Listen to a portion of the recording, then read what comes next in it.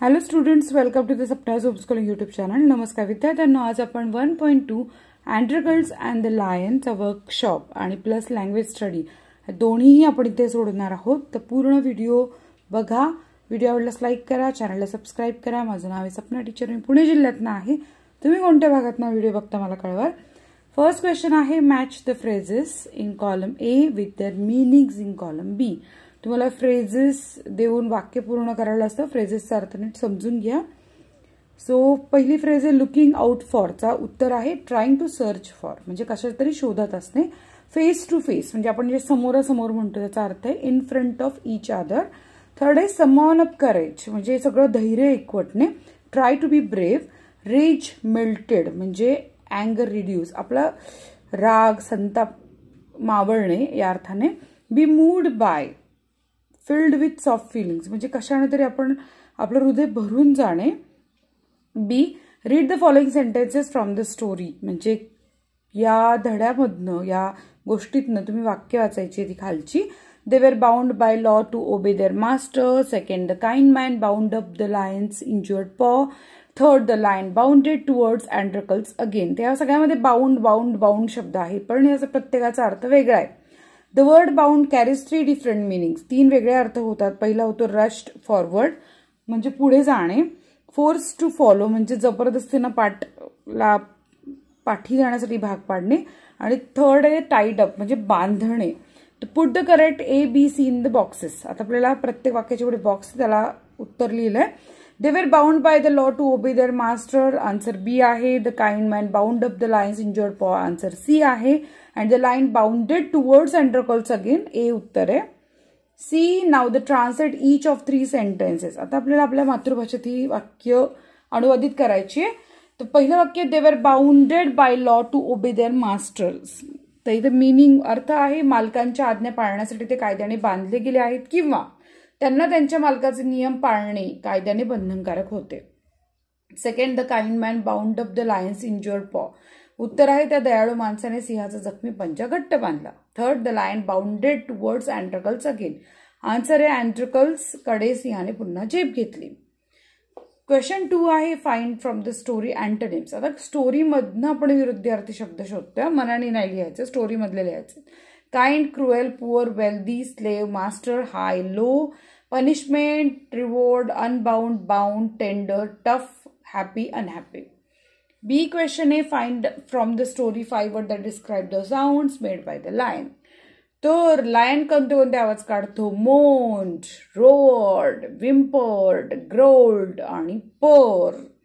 आता मला सांगा की लायन सगळे हे आवाज काढतो. तर थर्ड क्वेश्चन आहे, write the reactions that followed each of the actions given below. तर इथे आपल्याला सांगितलं की एक वाक्य दिलं आणि त्याच्यावर काय रिॲक्शन असणार आहे, म्हणजे एखादी घटना घडते त्याच्या प्रतिक्रिया काय असणार आहे. Androcles did not like this cruel master so he escaped from. उत्तर आहे the clutches of his cruel master at the first chance he got. B आहे, the lion looked at Androcles pitifully. उत्तर आहे so Androcles paused and moved very cautiously towards the lion. C. Androcles bandaged the lion's injured paw, so the lion licked his arm as if to show the gratitude. D. A hungry, ferocious lion was released into the arena. Uttare, so Androcles was filled with fear, but he put a brave front. E. The lion reached Androcles and Uttare, then it moved slowly forward, all its rage to have melted. आणि F आहे, जसं मी आधी video केला होता ज्याच्यामध्ये माझ्याकडे F या प्रश्नाचं उत्तर राहिलं होतं. सो मी आशा करते की तुम्हाला उत्तर मिळेल आता. The emperor asked Androcles what other reward he would like so. The Androcles replied that he did not want anything for himself but he wanted the lion to be set free too. Write in own word 3-4 sentences about each of the following. The condition of slaves in ancient Rome. In ancient Rome, the condition of slaves were critical. The slaves were forced to work for their masters.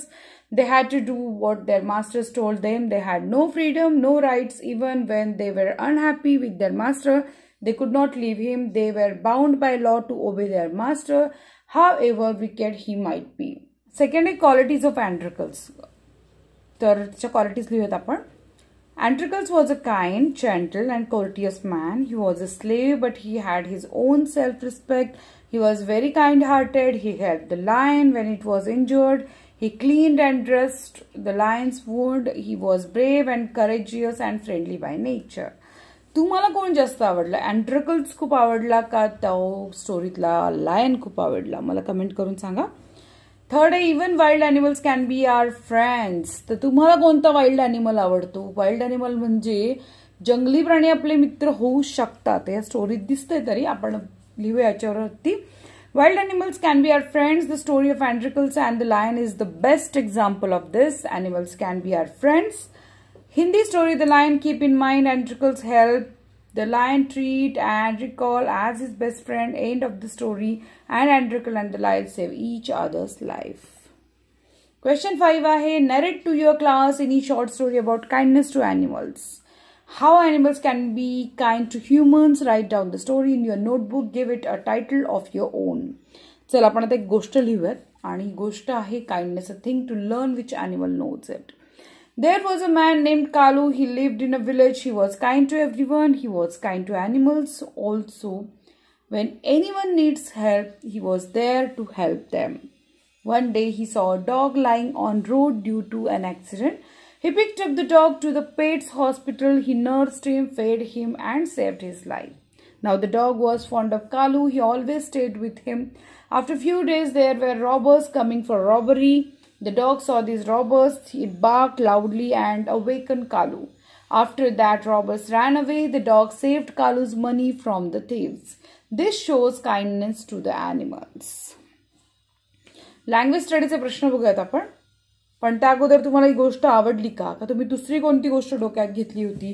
की तुम्हाला कोणत्या दुसऱ्या गोष्टीचं story वाचायची, लिहायची? तर मला comment करून सांगा. सो लँग्वेज स्टडीचा खूप खूप खूप महत्त्वाचा पार्ट आहे ऑक्झिलरी वर्ब. ऑक्झिलरी वर्बला आपण सहाय्यकारी क्रियापद असे मराठीमध्ये म्हणतो. Verbs that help to form tenses, moods, voices are called auxiliary verb, ज्याला आपण हेल्पिंग वर्ब, सहाय्यकारी क्रियापद मराठीत अनुवाद. For example be, can, may, will etcetera हे सगळे काय आहेत? हेल्पिंग वर्ब आहेत, ऑक्झिलरी वर्ब आहेत. The 3 most common auxiliary verbs which can stand alone in sentence are forms be, do, have. म्हणजे कोणत्याही वाक्यामध्ये जेव्हा सहाय्यकारी क्रियापद असतं, ऑक्झिलरी वर्ब असतो, तर तो बी, डू आणि हॅवच्या फॉर्ममध्ये असतो. They are called primary auxiliaries. Okay, जसं की she is a student of class 8. The is हे ऑक्झिलरी वर्ब आहे. He does his work well, does auxiliary verb आहे. आय हॅव अ कोल्ड हे हॅव ऑक्झिलरी वर्ब आहे. कोणत्याही auxiliary वर्बमुळे तुम्हाला कळतं की हे वाक्य वर्तमान काळातलंय, भूतकाळातलंय का भविष्य काळातलंय. कारण त्या वाक्यात ॲम इज आर असेल तर वर्तमान काळातलं आहे ना, ऑक्झिलरी वर्ब आहे. वॉज वेअर असेल तर भूतकाळातलंय आणि shall, will, be, shall have, will have असेल तर तुम्हाला कळतं की हे वाक्य भविष्य काळातलं आहे. आता फॉर्म ऑफ बीचे फॉर्म कोणते कोणते? तर am, is, are, was, were, will, shall be. Will be आणि शॅल बी असं आहे ते. फॉर्म्स ऑफ डूचे आहे डू, डज, डिड आणि फॉर्म्स ऑफ हॅवचे आहेत have, has, had.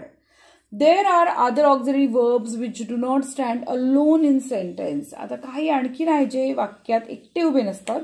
They company main verb, ते दुसऱ्या मूळ क्रियापदाला सहाय्य करतात, सोबत असतात कायम. आणि काही क्रियापदं नुसते, जसं आय हॅव अ सिस्टर, तर हॅव एकटं पुरतं ना आपल्याला, तर मॉडेल ऑक्झिलरी वर्ब्स म्हणतात त्यांना. जे ऑक्झिलरी वर्ब्स आणि मॉडेल ऑक्झिलरी वर्ब्समध्ये फरक आहे, गोंधळ करू नका. ऑक्झिलरी वर्ब्स म्हणजे जे एकटे स्टँड राहतात, जे एकटे एका वाक्यात येऊ शकतात, त्यांना म्हणतात ऑक्झिलरी वर्ब्स. आणि मॉडेल ऑक्झिलरी वर्ब्स म्हणजे त्यांच्यासोबत कंपल्सरी मूळ क्रियापद असतं. ही कॅन वर्क हार्ड, तर वर्क हे मूळ क्रियापद आहे. He will work hard, will सोबत वर्क हे मूळ क्रियापद आहे. आय मस्ट वर्क हार्ड मध्ये मस्ट सोबत वर्क हे क्रियापद आहे. सो हे मॉडेल ऑक्झिलरीज आहे. प्रश्न underline the auxiliary verbs in the following sentences. तर आता आपण ऑक्झिलरी वर्ब्सचा पटापट अंडरलाईन करूयात.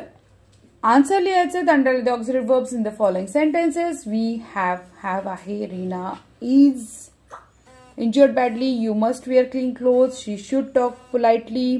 They did not help me. A big thorn had pierced. इथे जिथे ते ब्लू अक्षरमध्ये ते सगळे काय उत्तर आहे. The lion was caged, was and Androcles did not like his master. Did not. They could not leave हिम, ते कुड नॉट हे उत्तर आहे. He would no longer be a slave, तर वुड हे उत्तर आहे.